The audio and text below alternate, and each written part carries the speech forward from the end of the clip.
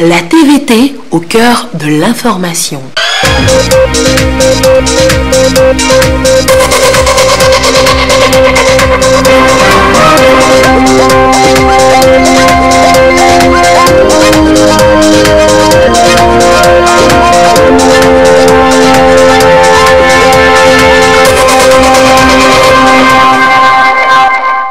Bonsoir madame, bonsoir monsieur. D'abord les titres de ce journal. Mission de suivi opérationnel du programme School-à-Shore. Ce programme de protection sociale voulu par le chef de l'État pour 2 millions d'élèves togolais. Plus de 600 000 ont déjà bénéficié de prise en charge sanitaire. Nous irons dans la préfecture de Blita visiter donc 3 structures sanitaires. Saisine de produits phytosanitaires illicites à Kara et à Dapaon, des produits qui pilulent sur le marché ces dernières années et qui causent de véritables problèmes de santé publique. Les services compétents du ministère en charge de l'agriculture étaient sur le terrain pour cette opération. Précision à suivre dans un instant. Et puis une vague qui part et une autre qui rentre au pays. C'est le chassé-croisé des 5e et 6e contingents des soldats de la MINUSMA à l'aéroport international Nyasingbe et Adema de Lomé ce dimanche. Nous le verrons également dans cette édition. Merci donc de suivre le journal du soir sur la télévision togolaise. Il a été mis au point par le chef de l'État pour venir en aide aux familles pauvres et sans moyens dans la prise en charge médicale de leurs enfants inscrits dans les écoles publiques du Togo. Il vise à couvrir 2 millions d'élèves. Le programme School-à-Shore, après une année scolaire d'exercice, a bénéficié déjà à plus de 600 000 enfants. La secrétaire d'État auprès de la présidence de la République, chargée de la finance inclusive et du secteur informel, a fait jeudi une descente sur le terrain avec ses partenaires pour un suivi opérationnel. Et la délégation était à Blita. Suivons le compte-rendu de Lamarck Bojona. Après près de 8 mois de la mise en œuvre du programme School-à-Shore, une mission de suivi opérationnel est descendue sur le terrain pour constater ce qui a marché dans l'opérationnalisation de ce programme. 3 structures sanitaires de la préfecture de Blita sont les premières à être visitées par l'équipe de la mission. Notre mission d'aujourd'hui n'est pas une mission bilan à proprement parler. C'est plutôt une mission de suivi opérationnel qui nous permettra de tirer véritablement le bilan du programme et donc d'en tirer les enseignements pour qu'on puisse améliorer le programme pour les années à venir. C'est un travail très formidable qui est effectué sur le terrain par les formations sanitaires en collaboration avec les établissements scolaires au profit de nos enfants que sont les élèves des divers degrés. Nous remercions sincèrement le chef de l'État pour avoir conçu ce programme et nous souhaitons que ce programme soit durable dans le temps. L'hôpital Saint-Luc de Pagalagar, le CMS d'Agbandi et le centre hospitalier préfectoral de Blita sont les 3 meilleures structures du district de Blita dans la mise en œuvre du programme School-à-Shore. Nous avons accueilli favorablement ce programme, nous nous sommes mobilisés et dans ce cas nous avons pu alors durant cette année scolaire accueillir près de 10 000 enfants dans le cadre donc de School-à-Shore. Ce qui s'est fait remarquer sur le plan national, nous trouvons que vraiment c'est une bonne action qui doit être pérennisée et nous sommes tous disposés à aider. Nous sommes dans un milieu rural où difficilement les gens n'ont pas de moyens pour se faire soigner. Donc ce programme a permis à bon nombre d'élèves de venir dans ce centre pour se faire soigner gratuitement. Et ça a beaucoup sauvé de vies humaines. C'est en cela que vraiment nous remercions le président de la République pour cette initiative. Le programme School-à-Shore prend en charge les écoliers et élèves en cas de maladie. Il soulage les peines des parents. Ce projet School-à-Shore, c'est un ouf de soulagement au niveau des parents des élèves. Parce que lorsque vous avez des enfants à l'école, il faut s'assurer des fournitures scolaires et les petites maladies et que le gouvernement prend une partie. C'est une grande aide pour les parents d'élèves. Donc nous soutenons fortement ce projet. Sur plus de 1 500 000 élèves assurés, plus de 600 000 prises en charge sanitaires ont été enregistrées dans le cadre de ce programme School-à-Shore sur l'ensemble du territoire national. Il est une couverture santé et risque juridique total pour tous les élèves du primaire au secondaire. Et des élèves qui égrènent déjà les quelques jours restants pour la rentrée scolaire officiellement fixée au 24 septembre, plus qu'une semaine donc. Et le corps d'encadrement se met aussi déjà en ordre de bataille. Les enseignants de la langue de Shakespeare, l'anglais, se sont retrouvés à Palimé pour partager les difficultés, mais aussi les expériences de réussite. On voit cela avec Lucas. De jour en jour, la langue anglaise gagne du terrain et s'invite dans tous les secteurs d'activité. Au Togo, elle est enseignée dans les établissements scolaires publics dès la classe de 6e. Les enseignants chargés d'apprendre cette matière aux élèves se réunissent chaque année pour renforcer leurs capacités à travers des échanges d'expériences. Les difficultés rencontrées par ces derniers dans l'exercice de leurs fonctions sont ici exposées afin que des approches de solutions soient trouvées. Cette formation nous permet d'outiller les membres de l'association. Et c'est aussi une opportunité d'étendre notre réseau. Avant d'apprendre une langue, si la personne n'est pas motivée, je crois que la personne ne pourra pas apprendre. Donc la motivation est une chose très capitale dans l'enseignement d'une langue étrangère, comme l'anglais. Donc nous voulons que nos enseignants partent avec cette motivation pour aller impacter la vie des apprenants. L'objectif est d'insuffler à chaque veille de rentrée scolaire une nouvelle dynamique aux enseignants pour qu'ils puissent davantage aider les élèves à mieux s'intéresser à l'anglais. Et cette initiative portée par l'Association des professeurs d'anglais du Togo dans l'optique de contribuer à l'amélioration du système éducatif national est fortement soutenue par l'ambassade des États-Unis au Togo. La langue anglaise est très importante pour le développement et surtout pour le Togo. Comme nous le savons, le Togo a l'intention de devenir un hub pour la logistique, un hub pour le commerce, un hub pour l'entrepreneuriat, un hub pour le transport, un hub pour la diplomatie. Et afin de gagner ce pari, on a besoin d'une main-d'œuvre qui peut parler anglais. Parce qu'il faut se connecter avec les pays, nos voisins et les pays dans la région et les pays partout dans le monde. Permettre donc aux jeunes Togolais de bien écrire, lire et parler l'anglais, leur donner l'opportunité de s'ouvrir à d'autres horizons, surtout à l'heure où le Togo se veut une plaque tournante des activités économiques dans la sous-région ouest africaine est la finalité de ces retrouvailles annuelles. Et ces vacances ont été mises à profit par de jeunes élèves et étudiants à l'initiative, entre autres, du ministère du Développement à la base. Ils ont ici entre 13 et 20 ans et ils se retrouvent en centre aéré à Amadahome à Lomé. Ils touchent ainsi à l'outil informatique et s'exercent aussi à l'art. Regardons avec Yasmine Kogia.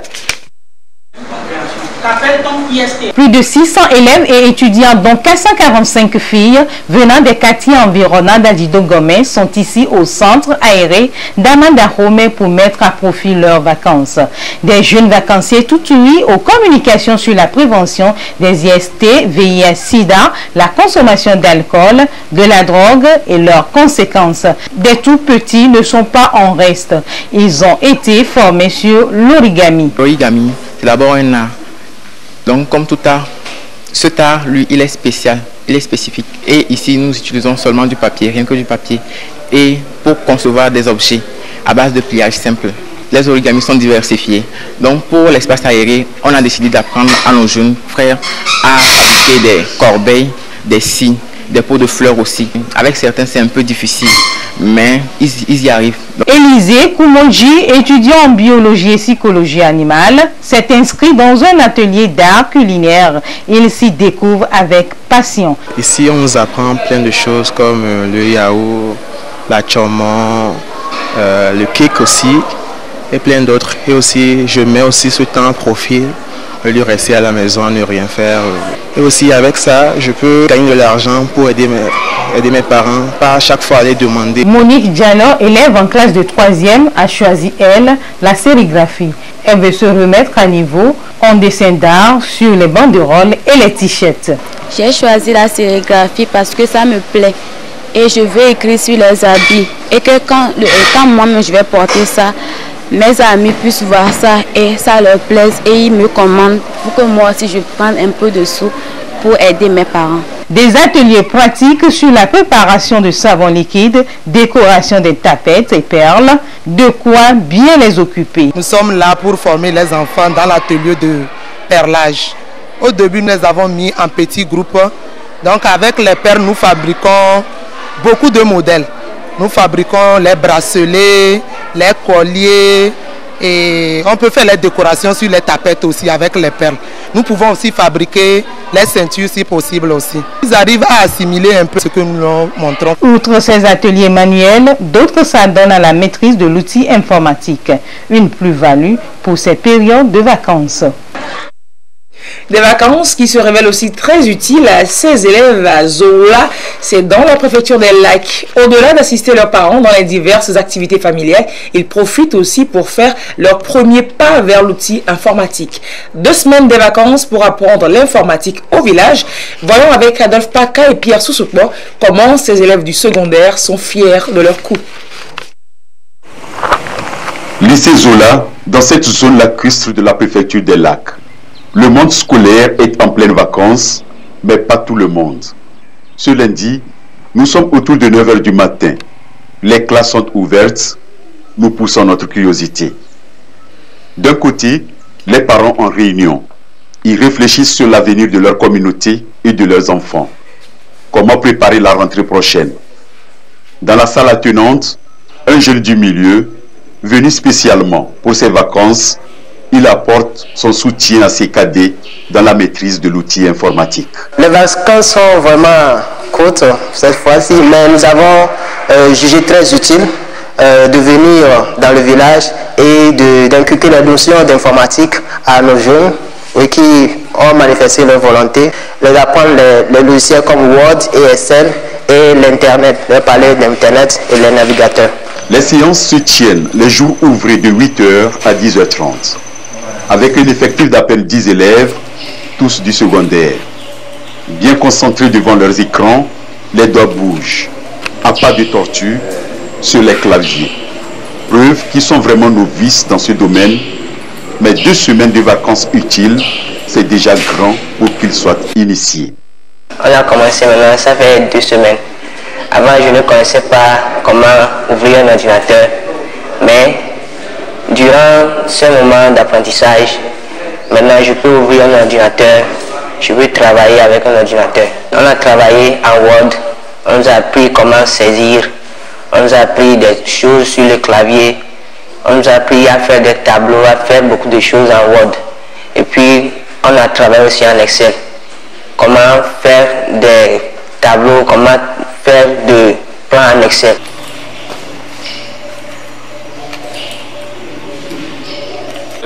Avant, je n'ai jamais allumé un ordinateur. Mais aujourd'hui, j'arrive. Je pense que c'est un plus pour moi pour cette rentrée. Il y a 2 semaines, je voyais des ordinateurs, mais je n'en ai jamais allumé. Mais le temps qu'on a passé ici, pour moi, ça fait des vacances utiles, ça pourra m'aider à des jours à venir. À coup sûr, puisque l'informatique reste de nos jours un outil présent dans toutes les sphères de la vie, et elle le sera encore plus demain. Selon les nouvelles du monde, à partir de 2020, celui qui ne connaît pas l'informatique, il est analphabète. Donc nous avons profité de ce temps pour permettre à la jeunesse de Zola aussi de prendre de l'avance sur son temps. Je peux dire que nous traversons une ère d'informatique. Ce qui dit informatique dit communication à l'extérieur. Les vacances ont été très courtes et on a mis en place les cours de vacances pour permettre aux enfants de venir en dehors de leurs préoccupations habituelles pour s'initier. Ces cours n'ont duré que 2 semaines. Encore quelques jours seulement et ce sera la rentrée scolaire. Ceux-ci reprendront le chemin des classes, pas comme ils étaient partis, certainement avec une plus-value. C'est sûr. Et autre sujet dans ce journal, l'alerte attention aux médicaments de rue qui constituent toujours un danger pour la santé publique, aussi bien pour les hommes que pour l'élevage. Des produits phytopharmaceutiques illicites qui pullulent sur le marché. Il faut donc dissuader les auteurs et c'est ce qui explique, vous allez le voir, cette descente sur le terrain des services compétents du ministère en charge de l'agriculture. À Kara, ils ont procédé donc à la saisie de ces produits à Kara, mais aussi à Dapaon. Désiré Aloé, Nestor Mouzou. Herbat Super, Clim Total, Toptocine, Commando et autres, des produits phytopharmaceutiques douteux destinés à la protection des cultures et des récoltes. Il est question maintenant de savoir si ces produits sont homologués avant leur commercialisation. Dans le grand marché de Dapan et de ses environs, c'est un constat amer, la commercialisation à tort de ces produits. Dans les savants tout comme ailleurs, ces produits circulent de manière anarchique par l'intermédiaire des vendeurs ambulants. La direction de la protection des végétaux sur le terrain pour faire respecter les tests communautaires et la loi en vigueur. Notre mission, c'est une opération de contrôle des pesticides agricoles dans les marchés et puis dans les magasins. Ce sont des produits qui provoquent le cancer. Ce sont des produits que le commerçant, l'utilisateur peut prendre par inhalation, par contact avec la peau et ainsi de suite. Et donc c'est pour éviter ce genre de choses que tout produit pesticide agricole vendu sur le territoire national doit suivre un certain processus d'homologation. Les vendeurs de ces produits illicites découvrent leur effet néfaste et pensent se ressaisir. Bon, on ne savait pas que c'était un produit assez dangereux comme ça, mais bon, présentement que nous sommes informés, on va essayer de voir ce qu'on peut faire dorénavant pour améliorer cela. Okay. Lorsqu'on m'a j'ai eu très peur du produit même. Je suis vraiment que c'est un produit très nuisible pour la santé. Nous irons voir bon, ce qu'il y a comme autorisation. Non, nous on ne savait même pas. Donc, nous on a continué, c'était quelque chose que nous on vendait. Comme j'ai autre travail là, je vais laisser ça tomber. Mieux. Sur l'ensemble du territoire national, des contrôles inopinés sont faits pour attirer l'attention des vendeurs et les utilisateurs de ces produits non homologués nuisibles à la santé humaine, animale et environnementale. Descente dans les marchés des agents de la direction de la protection des végétaux. Ils sont à la recherche des produits phytopharmaceutiques d'origine douteuse et non homologués. Certains commerçants s'illustrent dans la vente de ces produits illicites. Le contrôle inopiné dont procède les services techniques du ministère de l'Agriculture, de l'Élevage et de la Pêche a pour intérêt la mise en garde des commerçants véreux. Nous avons constaté depuis longtemps qu'il y a une circulation anarchique des pesticides agricoles. Je dis anarchique parce que ça ne respecte aucune procédure d'homologation. Alors notre ministre nous a instruit de sortir sur le terrain dans un premier temps, sensibiliser la population pour qu'ils sachent que les pesticides agricoles qu'ils vendent, c'est vrai, ces pesticides peuvent nous aider à avoir une bonne production, mais cependant, c'est des produits qui ne sont pas sans danger. Beaucoup de revendeurs ont été pris en flagrant délit et ils reconnaissent leur tort. Sinon on m'a expliqué, j'ai compris tout. On nous a expliqué ce que nous vendons là, les choses là, c'est pas bon. Il y a d'autres qui sont toxiques, il y a d'autres qui ne sont pas toxiques. Mais ça, après tout, il faut qu'on va aller, on va nous expliquer bien avant qu'on va venir vendre. En procédant au contrôle, les services de la protection des végétaux entendent assainir les marchés afin d'épargner les populations des produits phytopharmaceutiques néfastes. Il revient aussi aux producteurs de ne plus se diriger n'importe où, mais d'aller dans les officines agréées par l'État pour se procurer des produits homologués. Et parallèlement à cette lutte contre les opérateurs véreux, un accompagnement multiforme se fait sur le terrain pour développer le monde paysan. Les groupements de production maraîchère de Nano et Sissiek, c'est dans le temps du Haré, ont reçu gracieusement du matériel de la part d'un fils du milieu en soutien au mandat social du chef de l'État. 17 motopompes notamment ont été offertes. Regardons avec Désiré Aloy. 17 motopompes pour 17 groupements de culture maraîchère de Nano et Sissiak dans la préfecture de Tandjouar. Un acte de bienfaisance d'un fils du milieu. Plus de soucis pour les groupements spécialisés dans le maraîchage. Un besoin ressenti pour appuyer le développement à la base. Le don est une contribution, un matériel qui concourt à l'émergence des populations à la base. Un soutien pour appuyer le chef de l'État dans son plan d'action placé sous le sceau social. Même préoccupation pour le parti Union pour la République Unir. Ces motopompes viennent en appui à la politique du chef de l'État qui a fait de l'agriculture la priorité des priorités et qui cadre très bien avec son mandat social. Et c'est pour cette raison que cet appui a été donné. On n'a pas seulement appuyé les agriculteurs, ceux de la culture maraîchère, mais également on a fait un clin d'œil à la jeunesse parce que c'est un président jeune qui s'intéresse beaucoup à la jeunesse. Et vous-même, vous voyez comment la population est sortie massivement. Cela prouve que notre président, le président Faure Gnassingbé, le président uni, demeure toujours populaire dans notre région. Les producteurs, très heureux, restent reconnaissants et saluent la politique sociale du chef de l'État qui les lance sur l'axe de la modernisation. Nous sommes en grand choix pour les matériels qu'on nous a donnés là. Grand merci le chef de l'État, au donateur. Et c'est une occasion de remercier le chef de l'État, son excellence fort et son Nina Asimbe, pour les efforts qu'il fournit pour la jeunesse togolaise. Et on remercie aussi le donateur. Au nom de cette population, nous tenons à remercier très sincèrement le chef de l'État, son excellence fort et son Nina Asimbe, pour les efforts fournis à l'endroit de la population de Tandjoua. Et à travers lui, le donateur, M. Bondjaré, un fils du milieu, qui est venu nous faire vraiment ce don et tant bénéfique pour la femme et le milieu de maraîchage. Et je tiens à dire à la population bénéficiaire de faire bon usage du matériel reçu et à l'équipe de football également de bien entretenir ces ballons et ces maillots pour le bien-être du sport togolais. Sans la paix et puis sans le développement, on ne pourra pas avoir ces matériels. Rendu également hommage au chef de l'État pour la paix. Parce que c'est grâce à cette paix que nous sommes retrouvés aujourd'hui pour recevoir ces matériels.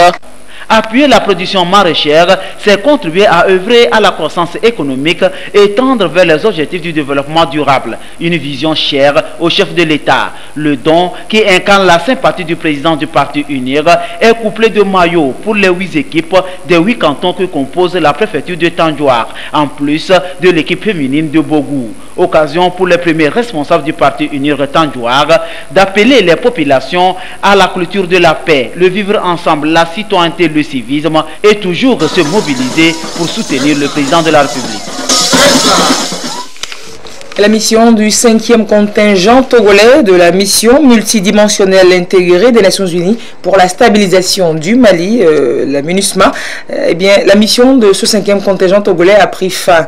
La première vague de 76 hommes des 160 précédemment déployés sur le théâtre des opérations a été accueillie ce dimanche après-midi à Lomé, à l'aéroport international donc, Yassine Beyadema.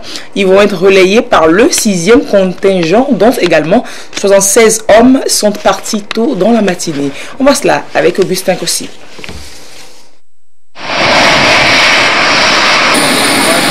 Regard empreint de fierté et de satisfaction après une mission accomplie. La première vague du 5e contingent togolais de la mission multidimensionnelle intégrée des Nations Unies pour la stabilisation du Mali, MINUSMA, est de retour au pays. Sur le tarmac de l'aéroport international Gnassingbé Yadema, le colonel Kemes Oyome pour leur souhaiter la bienvenue. Ils sont au total 76 hommes et font partie d'un contingent de 1060 personnes ayant pris part aux opérations de maintien de paix et de cohésion sur le théâtre d'opération malien. Un an de mission à l'issue de laquelle ils retrouvent avec joie les leurs.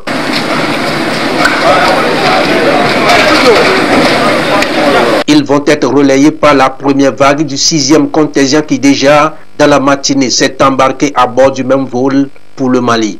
Également 76 hommes, ils sont placés sous le commandement du lieutenant-colonel Simeza Piki. Celui-ci mesure la dimension de la tâche qui attend son équipe et rassure quant à la formation et la mise en condition opérationnelle et de cohésion de ces éléments. Le 6e bataillon togolais, qui doit être projeté dans les prochains jours au Mali, a suivi vraiment un stage pour compléter ses savoir-faire tactiques et techniques, ses savoirs en DIH, droit international humanitaire, dans la protection des civils, dans la médiation, dans la négociation. La situation sécuritaire au Mali est très difficile. C'est dû aux actions asymétriques des protagonistes. Le mode d'action des belligérants étant connu et étudié au centre des opérations de maintien de la paix à Dogomé, grâce à notre professionnalisme, à notre savoir-faire, à notre vigilance, nous serons à la hauteur des missions qui nous seront dévolues sur le théâtre malien. L'équipe est composée essentiellement des officiers, des hommes de troupes qui vont être déployés en bataillon, hôpital numéro 2 et Force Police Unites Progressivement, ils seront rejoints par les autres hommes pour que le 6e contingent aussi atteigne les 1060. La paroisse Notre-Dame-sous-la-Croix de l'église catholique du Togo a été consacrée ce dimanche. C'est Monseigneur Denis Amouzou Diakpa qui a célébré la messe à Agbalé-Pédogan. Le film avec Esther Laclé. Avec des hymnes, rendez de grâce. Jour solennel pour les fidèles catholiques de l'église Notre-Dame-sous-la-Croix d'Agbalé-Pédogan. Ils assistent émerveillés à la messe de consécration de leur nouvelle église paroissiale.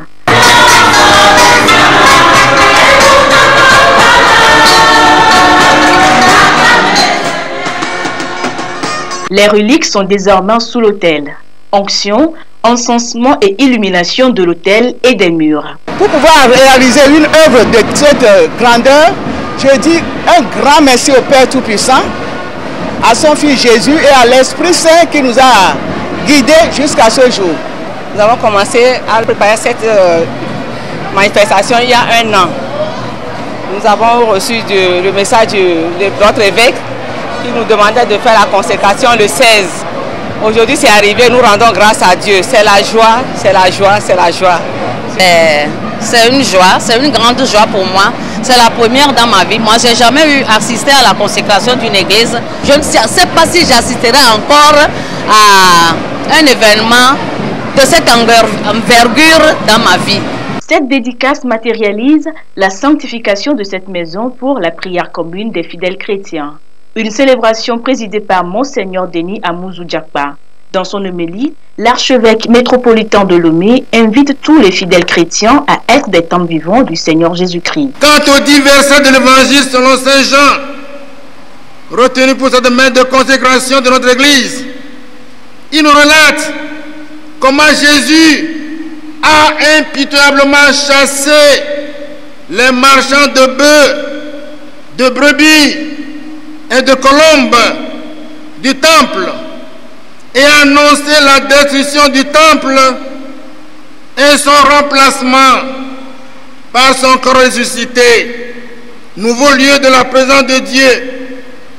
C'est dit que nous sommes tous invités à passer du temple bâti de pierre hiéronne au sanctuaire réel.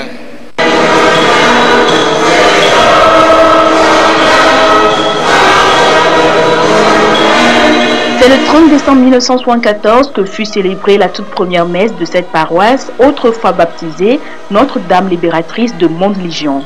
Elle sera rebaptisée Saint-Jean en souvenir de la visite du pape Jean-Paul II au Togo en 1985.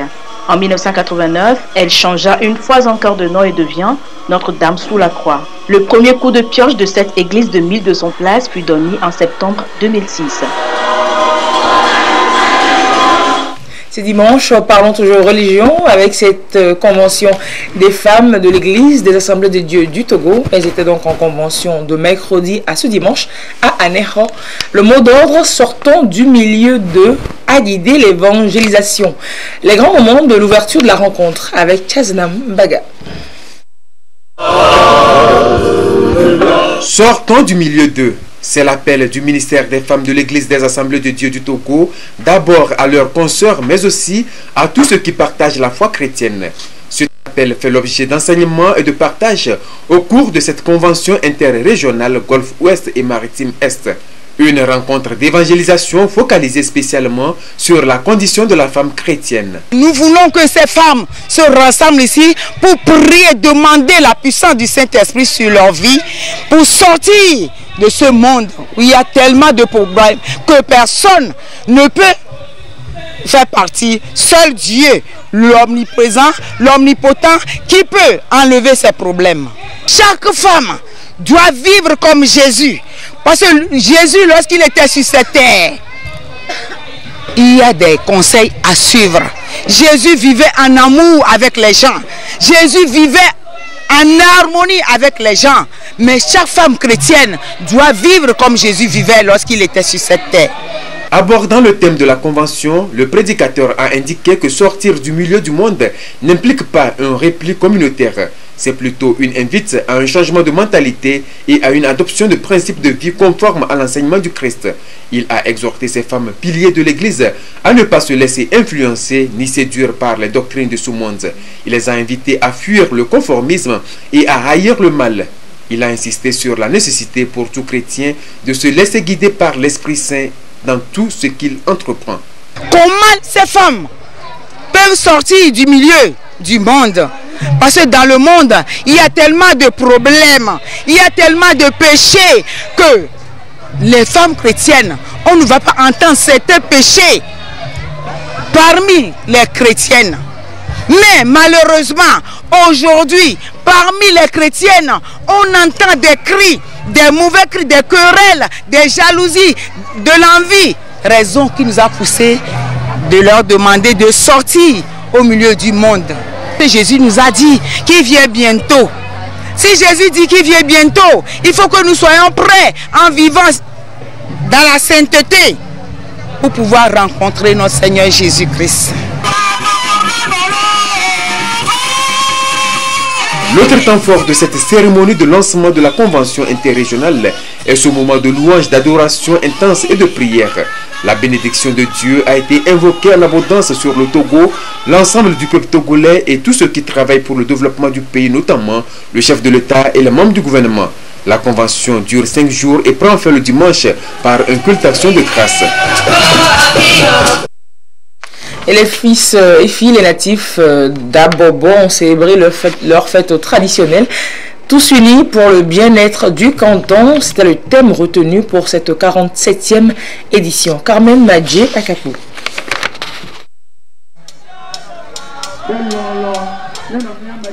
Une mise en scène qui renvoie à l'exode des Évés de Noché, berceau du peuple éveillé vers leur nouvelle terre d'accueil à Abobo. C'était dans les années 1880. Cette terre, principalement peuplée d'escargots à leur arrivée, leur a servi de refuge et a su leur donner une identité qui se célèbre année après année. Comme les Évés ont quitté Montien, nos parents, nos amis aussi, ils ont quitté là-bas. Ils sont dans un groupe formé de, on peut dire, de 3 groupes. Il y a ceux de Bain, d'Abobo et de Togo. Nous vous proposerons sans doute ce sujet dans nos prochaines éditions. Vous signalez jusqu'à Dapan le tournoi de la fraternité parrainé par le ministre Yark Damhan, qui est fils du milieu et cadre du parti UNIR, a pris fin sur le terrain de football du CSG de Dapan, ville 1. Le tournoi a mis en compétition 10 équipes venues de Worgou, c'est la partie sud de la commune de Dapan. Il s'agissait de réunir les jeunes ensemble autour des valeurs de paix que prône le parti UNIR. Et la finale a été remportée par Boumonga, occasion pour le ministre Yark de sensibiliser la foule sur les valeurs de citoyenneté et de vivre ensemble. Désiré Aloy.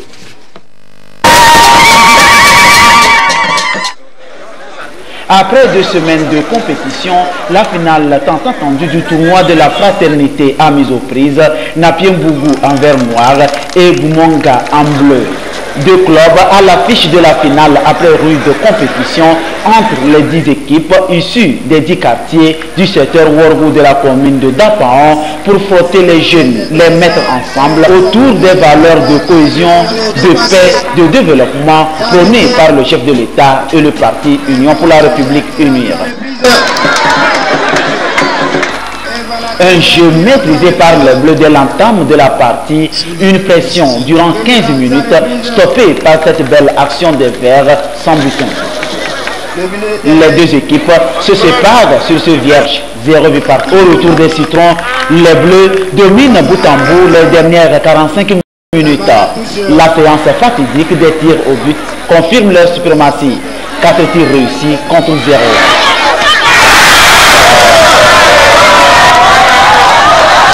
Il remporte la coupe première édition du tournoi de la fraternité organisé par les jeunes UNIR de Worgou. On doit toujours rester serein entre nous afin de pouvoir développer notre communauté, de pouvoir développer notre région. de pouvoir développer notre quartier et fraterniser nous les jeunes dans la paix et non dans la violence. Nous sommes très fiers, nous savons que notre adversaire, il a mérité. Nous sommes tous prêts à cultiver la citoyenneté, le civisme et la paix avec mes camarades. Donc nous remercions grandement tout le parti uni. Le tournoi, durant les 2 semaines, a mobilisé les jeunes attentifs à la sensibilisation sur les idéaux du parti uni. On a voulu prendre un secteur. La zone de Worgou, c'est un secteur composé de 10 quartiers. Et nous avons vu que la manifestation a donné de l'engouement aux jeunes. Les jeunes ont été vraiment intéressés. Pour les prochaines éditions, nous allons réfléchir à élargir le champ. Occasion pour le parrain du tournoi, le ministre de la Sécurité et de la Protection civile, général Damhan Yark, d'appeler la jeunesse à savoir opérer leur choix, sans doute en suivant la voie de la paix, le développement incarné par le président de la République, Faure Essozinanya Zingbe. Le tournoi de la paix, tournoi de la tolérance, tournoi du vivre ensemble, je dis toutes les 10 équipes sont gagnantes. Et je veux m'en féliciter. Le 20 décembre, les Togolais seront appelés aux urnes. Et les Togolais vont élire leurs députés. Mais bien avant ça, il y a des étapes. Le 1er octobre démarre le recensement électoral. J'invite tout le monde à saisir cette occasion, ceux qui sont en âge de voter, à aller se faire recenser pour que le moment venu, qu'ils puissent faire le bon choix, le choix de la paix, le choix de la sécurité. Nous ne pouvons organiser ces élections que dans la paix. Donc lorsque les jeunes frères ont initié ce tournoi pour renforcer, pour appeler la jeunesse à la paix, à la tolérance, on ne peut que s'en féliciter. Rendez-vous pris l'année prochaine pour la 2e édition qui promet des surprises agréables pour les jeunes. Aujourd'hui, porteurs des valeurs de culture, de paix, de civisme, de citoyenneté, de vivre ensemble pour leur propre émergence. Un message sur lequel nous bouclons ce journal. Merci de l'avoir suivi. À 22h30, le journal vous sera présenté par Adolphe Paca. Passez une très excellente semaine. À très bientôt. Au revoir.